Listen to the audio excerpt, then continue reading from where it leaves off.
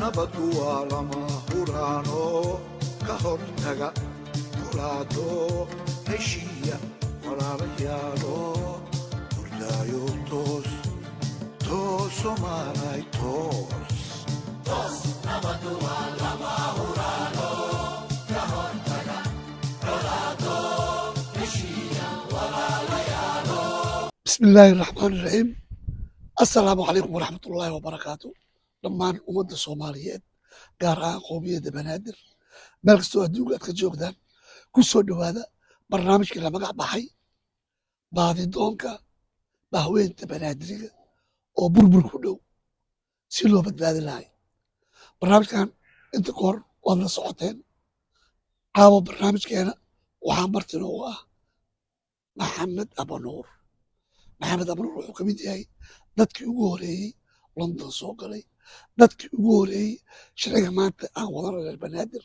oo qayb weyn oo ka qaatay wuxuu ka mid yahay dhisidii ururkii banaadiriga ama ururka ka dhisan banaadiriga london odayaashii qaybtana wax ka soo qaatay iyo dowladdii oo ra-iisul wasaare ka ahay saaxid la taliyo ayuu u ahay marka caawa waxaan rabnaa inaan ka wareysano dhowr qodob ee walaal maxamed ku soo dhawoow maxloo miidiye marka hore macalo waa ku mahadsan tahay barnaamijkan aad iigu soo dhoweysay waxaana diyaar u ahay inaan waxaad i weydiisay inaan kaaga jawaabo okay walaal maxamed waad mahadsan tahay waxaan rabaa ururkan ingiriiska ka dhisan banaadiri nuucee loo aasaasay yaa aasaasi odayaashii waxba ka xasuusataa oo aasaaseen ko markii la soo galay dalka ingiriiska bismi illaahi raxmaan raxiim assalaamu calaykum waraxmatullaahi wabarakaatu macalo waan ku faraxsanahay inaad igu soo dhoweyso barnaamijkaaga inaan dabagalo arrimihii oo banaadiriga oo beri hore aan dabageli jiray inaan dib u fiirino maxaa ka qaldan iyo maxaa ka saxan aniga iyo odayaal oo reer banaadir ah oo qaarna nool qaarna dhinteen ayaan wada aasaasnay dalka ingiriiska markii la soo galay waxaan ka hadlaynaa 35 sano ka hor 35 sano ka hor ay ahayd marka har iyo habeen ayaan u soo jeednay sidaan dowladda leyborka markay meesha qabsatay in aan u jeedino annaga reer banaadiriga waxaan nahay iyo sidan loo galay iyo dhibaatadan loo geystay iyo ingiriiska ay noo ictiraafaan magarata inayna siiyaan wax la yidhaaho magangelyada joogtada ah maxaa yeelay magangelyada berigaas lama bixin jirin marka waxaa markii dambe markii la ogaaday annaga aan soo dhex galnay ayaa markii dambe ingiriiska ayuu ictiraafay inay jiraan qabiilo yaryar oo dhibaato loo geysto soomaaliya marka waxaan jeclaan lahay wax oo aan annagoo qof shaksi ah aan taabanaynin inaan meesha aan ka bilaabno qofna aan waxdhan u dhimaynin qofna aan dhibaato u geysanaynin barnaamijkan waxaan jeclaan lahay inaan odayaasha reer banaadiriga iyo dhallinyaradoo dhan la iskugu keeno walaal abnuur waad mahadsan tahay su-aasheeda koowaad runtaada waa horta koow odayaal fara badan dakhaatiir barofesoorayaal oo ku jiraan oo reer banaadir ah oo meel kasta ama meel kasta ka mide qaar badanna waa dhinteen qaarna waa noolyiin waxaan rabaa inaan ogaado ama ummadda qowmiyadda banaadir oo dhan inay ogaato sababta 34 sano abanuurow loo marooyo oon xafiis u furo weyne ra'yinaga siibo anaga waa yaabanahay wallahi taas jawaabteeda waxaa iska leh jiilka cusub meesha aan ku wareejinay sababtoo annaga markii kadib waan ka daalnay waxaan waxawaaye organization waaye waxaweeyaan waxa laisku dhejin kara ma aha oo daa'iman kursiga aad haysanayso ma aha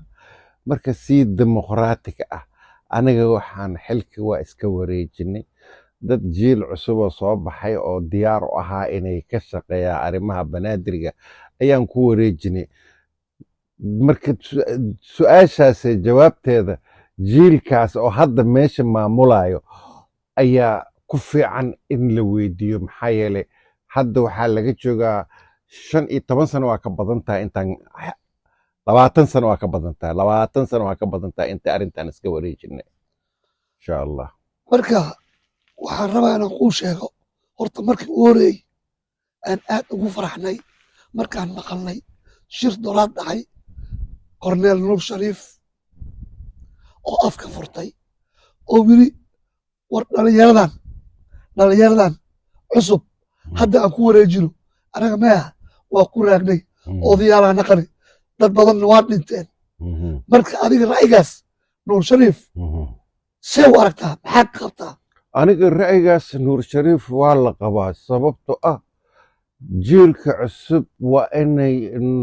soo hor yimaadaan oo arrintan wax ka qabtaan maxaa yeele annaga waa gaboobnay waana soconnaa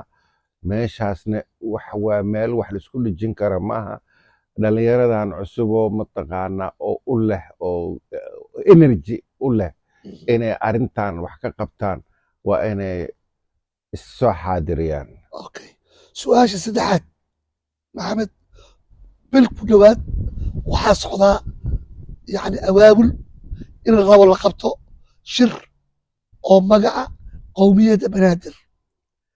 ilaa haddana shirkii waxaa ka muuqdaa 7 beelood oo degaan degmada Shingaani sida reer Shiikh Ashraaf Saddex Geedi Xamuudi Alhaatimi iyo reer Maanyo ayaa ka muuqda qabiiladii kale aad ogeed oo xamarweyne ka tirsanayna ma ka muuqdaan marka magac shirweyne ahaan ma loo qaban karaa markii aan xansanin waxaa lii odayaashaas yaa invitation aan u dirayna marka ma qabata dadkaas inta waxaa jooga ilmihii boolay ilmihii xaaji maxamed xuseen ilmihii dheere xaaji dheere xasan xaddaa jooga karaama siidii xaajiyaa jooga reer xamarweyne beelahaas dhan raggooda iyo wixii dhaleen iyo reer sheekh muuminow aa joogaan see u aragtaa soo foolxuma ma ah mashkiladda waxa weeye dadka oo waxaan abaabulayo dad baa iska jiro oo dadba la tashanaynin oo sideedaba mataqaanaa u maleeyaan ama liis baa loo keenayaa liiskaas bay fulinayaan aniga haddaan ahaan lahay dadka wax ka abaabulayo invitationkaas oo dadkaas shirkaas loogu yeerayo aniga qabiil kasto kama tegi lahayn oo reer xamar sheegto magarata if reer banaadir sheegto qolo aan dhaafi lahaa ma jiri lahayn marka waxa weeye meesha haddii kale haddiisan ahayn inclusive baa la yidhaahaa hadday dadkao dhan loo wada dhammeen meesha wax soconaysa ma jiro dhibaatadaas annaga kaliyna ma haysato dhibaatadaas soomaali weyna xataa waa haysataa marka haddii loo dhammeen meeshii wax soconaysa ma jiro marka tan soomaali weynana waa aragnay inay socon weyse marka annaga taana waa inaan socodsanaa maadaama khaladaadka soomaali weyne aan aragnay inay wixii loo dhammeen siyaasaddii dadkii ka wadi lahay weli ilaa hadda looma dhamo waxba laisku maraacin mowqif oo laisku raacay ma jiro annagana sidoo kalea nahay weli waxaan isku raacna ma jiro waa in ahaataa mid oo loo wada dhan yahay shirka dambe oo la samayn doono haddaan loo dhammeen hal iska dhaafo abar runtaa walaak dadka hadda aan kuu sheegay london ay kula degan yihiin adigana london aad joogdaa shiraad qabanaysaa maalin la arko ama wiigii hal mar ama laba mar talana ma siinaysid talana ma ka qaadanaysid hadhow see u dhaxaa shirkan maxaa ka soo bixi karaa shirkan waxaa ka soo bixi karaa adiga wixii adiga le aad mataqaanaa aad go'aansatay inaad mataqaanaa dadka rabtid inaad u sheegtid laakiin ina dadka marka hore lala tasho wada tashaa la yidhaaha ah, marka hore dadkii shirkaasi lala awaabulayay waa in lala tashtaa oo shir la- haddii keligaaga awaabulaysid qofkuu imaanaya male laakiin shir haddii aad toban 20 qof oo laisla awaabulo oo laisla sameeyo gacanta lagugu siiyo taase waa mid soconaysa laakiin hal qof hal sidii mahmaha soomaaliyeed muxuu ahaa farkaligeed farka fool liga fool ma dhaqdo saas weeye marka waxaan rabaa maxamedow gabagabadii aan joognaa xamarna qabiila iska qabati meel isku magacaawdi xisbigiisaanu iyo inay tahay mas-uulka reer banaadir Mhm. qola kalene dhalinyarada maanta ismagacaawde waxay ku leeyihin waxaan wadnaa badbaadin maaldhaha Mhm. kan maaldhaha ma ogi oo banaadir shir baan ku jirnaa baraabaan tegaynaa yani waxaan tegaynaa marka waxaan tegaynaa jowhar waxaan tegaynaa afgooyo waxaan tegaynaa waaberi yani waxaad udaa baashi inay waa la rabto kaasna maxaa ka dhileed sidaad u jeedid soomaali weyne oo u hashiin la'dahay anigana u hashiin la'anahay reer banaadir ko halkeen halka waxa waaye in horta ilaahay laga cabsado ko meeshaan dad baa jiro adduunyo qaaday sax hawadii adduunyada qaaday sax marka waxaa jiro dad fara badan oo doonaynin inay ka tanaasulaan ko waxyaalaha qaarkooda ko marka sideedaba haddii wax lagu heshiinayo waxyaalaha qaarkooda waa inaad ka tanaasushaa oo maxaa ka mid a labada dhinac waa inaad wixii isku haystaan sax waa inay kala mataqaanaa tanaasul sameeyaan sax sidii heshiis lagu gaaro sax waxaan kula talin lahaa muslimna la wada yahay soomaaliga biligeeda mataqaanaa geed hoostiisa lagu heshiin jiray sax marka aan heshiis wada gaarna adduunkan waxaa gebagabigan ku jirnaa sax waxaan rabaa gabagabadii laba su-aalan ku qorsanaa xildhibaanadeena min dowladdii ka soo bilaab adiga cabdiqaasim cabdullaahi yuusuf ku xoji xasan ku xoji sheekh shariif ku xoji farmaajo ku xoji haddana oo xasan joogo weligeena ma arkin ayagoo meel waqaale ah ku tegaayo ko weligeyga ma arkin nin xildhibaan oo soo istaagayo oo dan guud ka hadlaayo laba banaa arkay cumar shariif jeeg oo ka hadlaayo baabuurkeyga banaanka lagu celiyey iyo kalaasay lagu celiyey waay ayagana ma issalaamaan calaaqaadna ma laho dhibka xagow ka yimid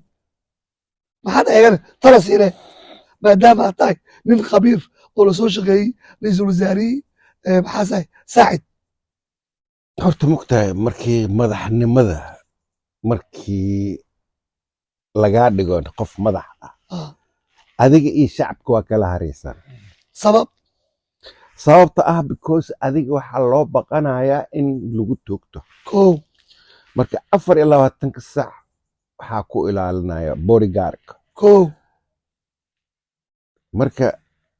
ama guri oo security lahaad ku jirtaa sax adigoo waa ku dhammaatay maqaayadihii aad fadhiisan jirtay maka mukarama ma sax fadhiisan kartid sax ma garatay meelaha tegi jirtay oo asxaabtaada aad la sheekaysan jirtay ma jiro sax 9 bilood waa soo arkay sax dhibaatadaasay horta ah, madaxtinimada ay leedahay dhibaatadaasay leedahay marka maxamed warkaaga waa qasi runtaa waaye security ayaa jira laakiin waxaan ka hadlooyaa baarlamaanka xildhibaan la arko oo beelka socdo dadkooda iyo xaqooda u dooda aniga ma arkin weli xildhibaan kuwa waxaan arkay oo xaansho iyo buug soo qaadanayo arday caman iyo qalin kaamarada isku aadiyayo soo fadhiisahayo ya oo dheru taleefon soo diraayo hay shaatigii wati iyo jaakadii wati see ehdaayo waay maxaa loo geymaa aniga ammaankiis madiidan laakiin waanu xaqa soo saaraa dadba ilmo badan ayaa loo diri indonesia turkiya meel kastaa loo diray oo xildhibaano la siiyo ama laaluusha lagu siiyo ama xooga ku helaan annaga siin ku waani hadda waxaan kuu sheegayaa ha arrimahaas waan kala hadlay ko xildhibaanka la dhaho cumar shariif ko mar baa jirto oo dhibaato weyn aan ku dhex jirnay markaasuu wuxuu yiri adinka soo baxa banaan bax suubiya صح qeyqeyliya صح markaa qeyqeylisaan banaanbaxa samaysaan aan markaas wax ka qabanaya صح laakiin haddii hadda aniga qeyliyo ها waxaa lagu leeyahay danaad wadataa lileeyahay uu yiri كو أو مركا علده odayaasha oo xamar joogo ama shacabka xamar joogo iyo waxaan mudaa warkaaga inuu yahay muusku xirno xildhibaanadeena mushkiladda waxa waaye xildhibaanadeena waa ogyihiin dhibaatada iyo rafaadka reer xamarka ay ku nool yihiin reer banaadirga waa ogyihiin inay yihiin second class citizens magarata marka hadli karaan laakiin kama hadli karaan sababto ah waxa weeye meeshii bay ku jiraan marka dhibaata u imaan karto marka adinka waxay dhibaatada u imaan kartana waxaa ka mid ah waxay ku leeyihiin nimankan annaga iskama celin karno haddii aan mataqaanaa ku soo jeesano okay laakiin nimankii waaye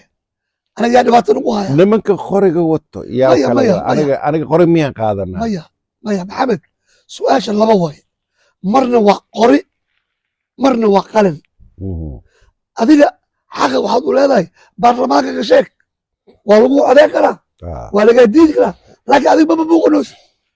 jaakaa soo qaadanay iyo buug iyo waxa arday jaamici camal horta soo fadhiisanay maalin shaati jaalo maalin shaati cad maalin shaati buluug waa fadhisaa markii lagu hadlan waxaad leedahay aniga wax ma ogid tuuseno marka maxaa meel lagu gey waxaa ogaataa qalinka ninka wato ha qorigaa gadaal looga wataa hadda okay su-aalan ku warsanaa aniga lix kursi aan lehen soo ma lix xildhibaan okay aan ka soo qabano galmudug ama hiir shabeelle waxay leeyihiin lixdii saddex iyo lixdii saddex lixdii saddexdooda waxaa loo dhiibaa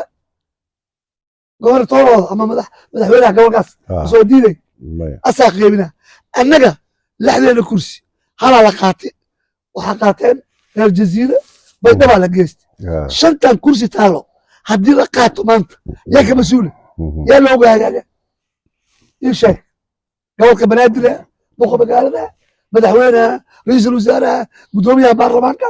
yaa loogu aadaa waxaa loogu aadayaa weli lama sameyno maxkamad la yiraaho maxkamadda dastuuriga maxkamadaas berigii la sameeyo ayaa loo aadayaa oo laga ishtakoonayaa okay warkaaga waa sax yahay laakiin galmudug haddii ka soo qaadatid madaxweynaha kusoo dabaraca wuxuu le kursigaan anaa leh maano abaana keyga waxa waaye wow wax ma leh hadda waa ku jawaabo ujeedaa meeshan adiga waxaaba iska tahay qof sidii rabo loo maamulan karo maya maya maxamed dalka hadda markaan runta u hadalno waa isbedelooyaa inkastoo weli dhibka jiro marka maxamed aniga su-aashaan ku warsaday weli waa khaliilaya xanuusaha mushkila male marka gabagabadiyaan joognaa anaga xildhibaanadii dowladdii ugu dambeeyey farmaajo taariikh oo xun ay nagu reebeen dowladdan hadda xasan sheekh xildhibaanadii joogeen taariikh xun bay nagu reebeen tii farmaajo haddii ka soo qabto waxaa dhacday laba arrin oo aad iyo aad u xanuun badan weli ay u badnaayeen dad sheeganayo brofesore iyo takhaatiir iyo kow waxaa dhacay degmada shingaane waad la socotaa waxaa ku dhimatay shilkii ku dhimanayay ilaah naxariisto duqa magaalada yariiso iyo guddoomiyihii hodan iyo guddoomiyihii cabdixasiis iyo yariiso afartooda shingaane taxsiidii markii la dhigayay cajaladu waa taala waana soo degi karaa hal xildhibaan oo ka soo qeyb galay male cabdicasiis xildhibaanadooda waa joogeen yaquuseeri waa beri xildhibaanadooda waa joogeen yariiso ilaahu naxariistee ayaa loo geeyey cali ugaas shan geel cajaladu waa duuban tahay cali ugaas wuxuu yidhi maanta waa ilaahey mahadiis heer xamaroon ku ogeen bajiyo